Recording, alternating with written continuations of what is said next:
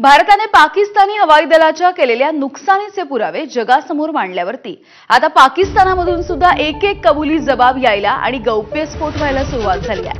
पाकिस्तानच्या भोलारी एअरबेसचं मोठं नुकसान झाल्याचा गौप्यस्फोट पाकिस्तानच्या माजी हवाई दल प्रमुखांनी केलाय.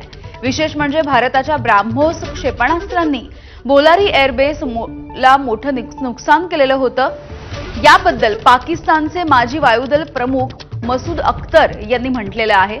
पाकिस्तानची एअर डिफेन्स सिस्टीम ब्राह्मोसला रोखू शकली नाही आणि ब्राह्मोसने पाकिस्तानी वायुदलाची अवॅक्स सिस्टीम ही उद्ध्वस्त केली असं अख्तर यांनी सांगितलंय.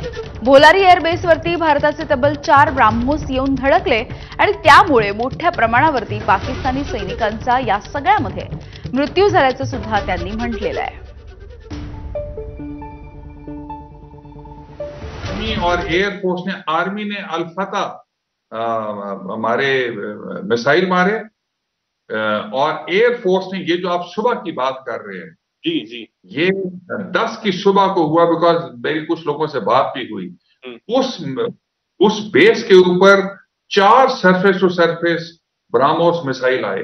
सरफेस टू सरफेस या एयर टू सरफेस ये मुझे नहीं पता. तो पायलट्स जो हैं वो पहले दौड़े कि वो अपने जहाजों को सिक्योर करें. अच्छा. और जैसे ही पहला आया वो जूम करके ऊपर से दूसरा आया, फिर तीसरा आया, फिर चौथा आया, जो कि अनफॉर्चुनेटली भोलारी में डायरेक्टली आके एक हैंगर पे लगा जहां पे एक हमारा एवैक्स खड़ा था, जो डैमेज हुआ, जहां पे शहादतें भी हुई.